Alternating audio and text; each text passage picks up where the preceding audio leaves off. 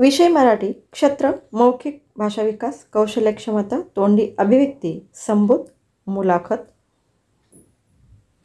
अध्ययन निष्पत्ती आपल्या परिसरात घडणारे प्रसंग, घटना इत्यादींचे सूक्ष्म निरीक्षण करतात, त्यावर तोंडी प्रतिक्रिया व्यक्त करतात, आपल्या परिसरातील व्यक्तींचे शब्दचित्र रेखाटतात. जाणून घेऊया. शिक्षकांनी विद्यार्थ्यांशी पुढील प्रश्नांसंदर्भात चर्चा करावी. तुम्हाला कोणकोणते खेळ आवडतात? तुमचा आवडता खेळ कोणता? वैयक्तिक खेळातील कोणता खेळ अधिक तुम्हाला आवडतो? का आवडतो? तुम्हाला मैदानी खेळ आवडतात की बैठे खेळ का दोन्ही खेळ आवडतात? तुम्हाला माहीत असलेल्या धावपटूंची नावं, तुमच्या आवडत्या खेळाडूंची नावं, तुमच्या आवडत्या खेळाडूविषयी माहिती. अशा पद्धतीने प्रश्न विचारून विद्यार्थी कितपत बोलतात हे जाणून घ्यावे. सक्षम बनूया. शिक्षकांनी कविता राऊत ह्या खेळाडूविषयी माहिती सांगावी. शिक्षकांनी विद्यार्थ्यांना मुलाखत कशी घ्यावी याविषयी थोडक्यात मार्गदर्शन करावे.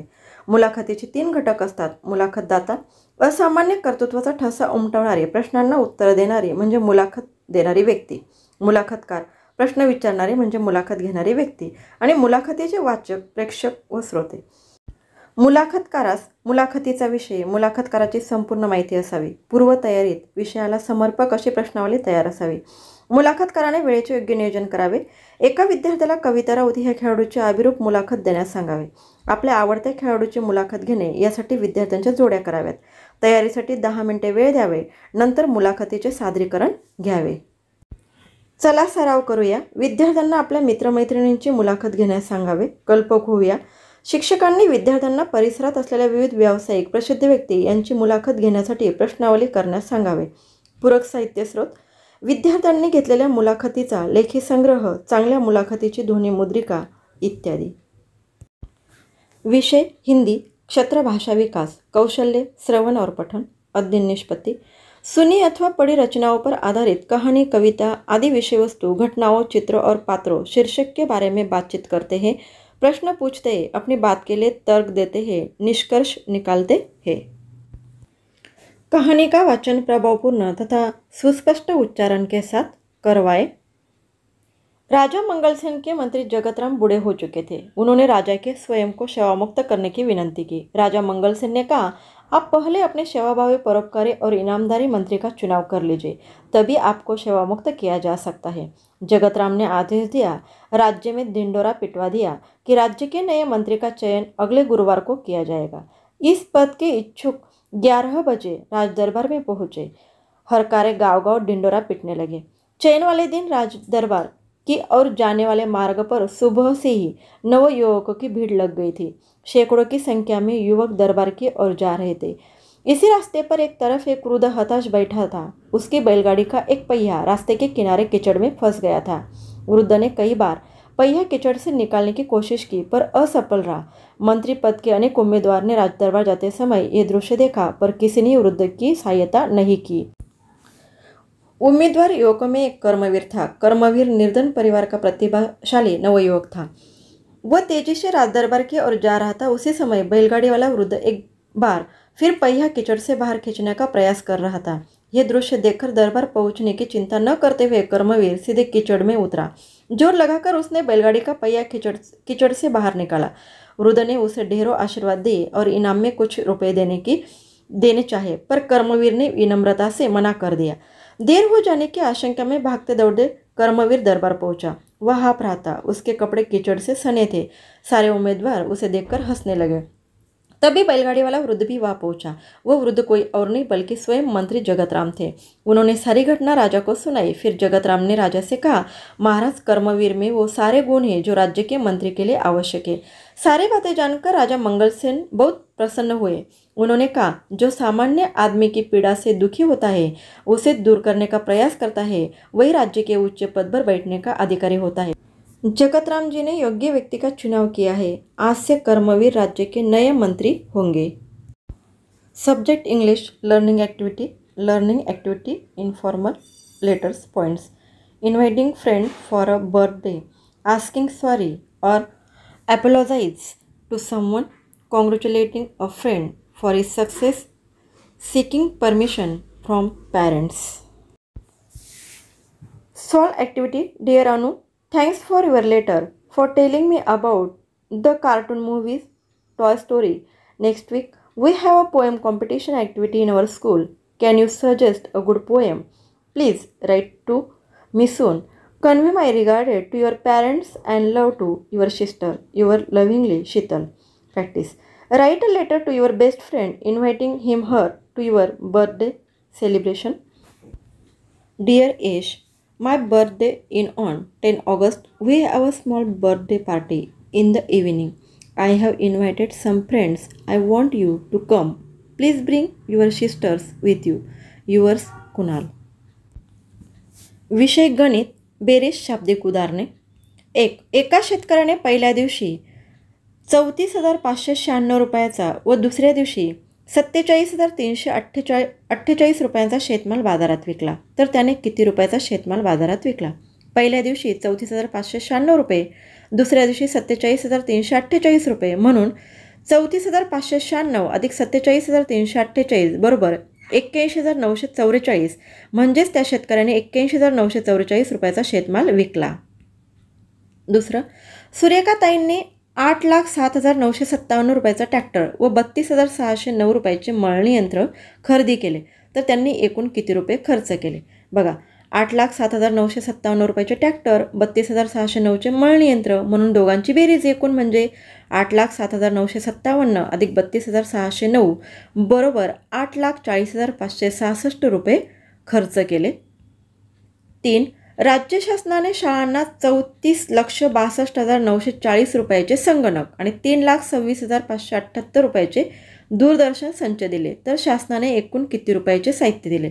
बघा, 34,62,940 रुपयाचे संगणक आणि 3,26,578 रुपयाचे दूरदर्शन संच.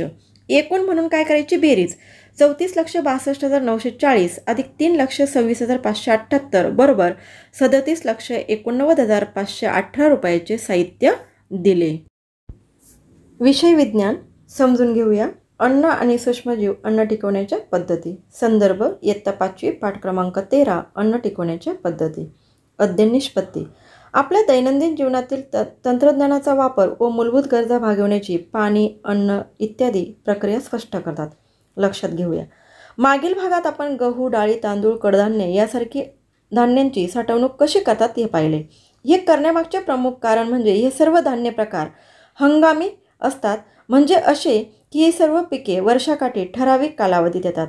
पुन्हा ती पिके मिळवण्यासाठी पुढील हंगामापर्यंत वाट पाहावी लागते. त्यामुळे ही हंगामी पिके धान्य वर्षभर पुरतील अशा प्रकारे सुरक्षित साठवून ठेवावी लागतात.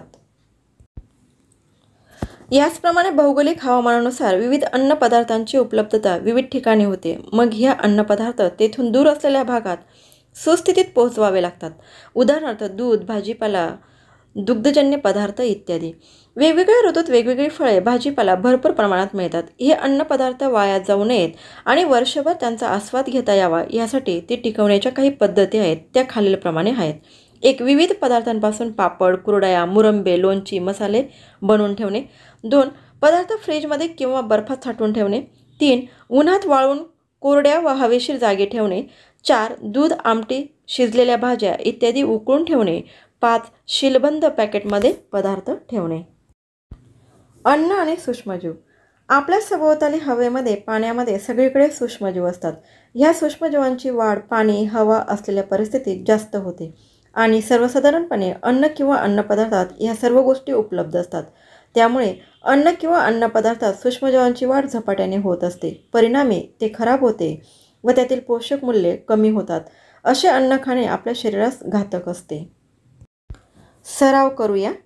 चित्रात अन्न टिकवण्याच्या कोणत्या पद्धती दाखवल्या आहेत? ह्या पद्धतीने कोणते अन्न टिकवले जाते ते लिहा. बघा, या ठिकाणी प्रथमतः थंड करणे, दुसरं आहे उकळणे, तिसरं हवाबंद डब्यात ठेवणे आणि 4 आहे वाळवणे. विषय सामाजिक शास्त्र. अध्ययन निष्पत्ती.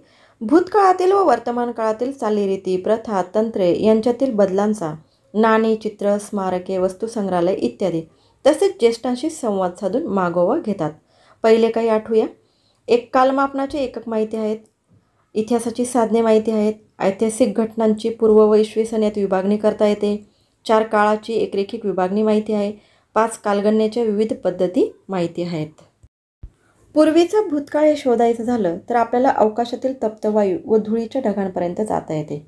या तप्त व गतिमान ढगांपासून सूर्यमाला निर्माण झाली व सूर्यमालेतील विविध ग्रहांच्या सोबतच पृथ्वीची सुद्धा निर्मिती झाली. यासाठी सुमारे 4.5 अब्ज वर्षाचा कालावधी लागला आहे. हा सर्व इतिहास समजावून घेण्यासाठी इतिहासाच्या काळाची विभागणी प्रामुख्याने 2 टप्प्यात केली जाते. एक प्रागैतिहासिक काळ आणि दुसरा ऐतिहासिक काळ. एक प्रागैतिहासिक काळ, ज्या काळाचा इतिहास लिहिण्यासाठी लिखित पुरावा उपलब्ध होत नाही त्या काळाला प्रागैतिहासिक काळ असे म्हणतात. येथे प्राक ह्या शब्दाचा अर्थ पूर्वीचा आहे. उदाहरणार्थ डायनासोरचा काळ. 2 ऐतिहासिक काळ. ज्या काळाचा इतिहास लिहिण्यासाठी लिखित पुरावा उपलब्ध होतो त्या काळाला ऐतिहासिक काळ असे म्हणतात. उदाहरणार्थ छत्रपती शिवाजी महाराजांचा कालखंड. कालमापन म्हणजे काळाची लांबी मोजणे होय. कालमापन करताना एकके योग्य क्रमानेच वापरली पाहिजेत. बघा कशी ती: सेकंद, मिनिट, तास, दिवस, आठवडा, पंधरवडा, महिना, वर्ष, दशक, शतक आणि सहस्रक. यापूर्वी आपण इतिहासाची साधने पाहिली आहेत. इतिहासाची बहुतांश साधने ही वस्तू आणि वास्तू यांच्या अवशेषाच्या स्वरूपात असतात. ही सर्व अवशेष विविध उत्खननामध्ये जमिनीखाली गाडलेल्या अवस्थेत असतात. संशोधक याच अवशेषांच्या मदतीने घटनांची कालनिश्चिती करत असतात. जमिनीत गाडल्या गेलेल्या अवशेषांच्या वर मातीचे विविध थर असतात. ह्या थरांचा कालखंड निश्चित स्वरूपात सांगता येत नाही, परंतु अंदाजे कालावधी मात्र सांगता येऊ शकतो. म्हणूनच अशा पद्धतीला कालमापनाच्या पद्धती असे म्हटले जाते. अशा कालमापनाच्या पद्धतीसाठी कर्ब 14 विश्लेषण, कास्ट वलयांचे विश्लेषण यासारख्या विविध वैज्ञानिक पद्धती वापरल्या जातात. कालमापनाच्या आधाराने अवशेष आणि ज्या थरात जे सापडलेत ते मातीचे थर किती वर्षापूर्वीचे आहेत हे समजले की त्यांचा काळ ढोबळमानाने निश्चित करता येतो. उदाहरणार्थ एखादा अवशेष साधारणतः 5000 वर्षापूर्वीचा आहे असा निष्कर्ष कालमापन पद्धतीच्या आधारे मिळाला तर त्या 5000 वर्षातून इसवी सनाचे 2000 वर्ष वजा करून त्या अवशेषांचा काळ इसवी सन पूर्व 3000 वर्ष इतका असे सांगता येते व तो अवशेष 3000 वर्षापूर्वीच्या संस्कृतीशी निगडीत आहे असे ठरवले जाते. बघा, यावर आधारित प्रश्न पाहूया. 1. पृथ्वीची उत्पत्ती केव्हा झाली? पृथ्वीची उत्पत्ती 4.5 अब्ज वर्षापूर्वी झाली. प्रश्न 2. इतिहासाची कालविभागणी कोणत्या 2 टप्प्यात केली जाते? 1. प्रागैतिहासिक काळ, 2. ऐतिहासिक काळ. व्हिडिओ आवडल्यास व उपयुक्त वाटल्यास लाईक, शेअर आणि सबस्क्राईब करायला विसरू नका. धन्यवाद.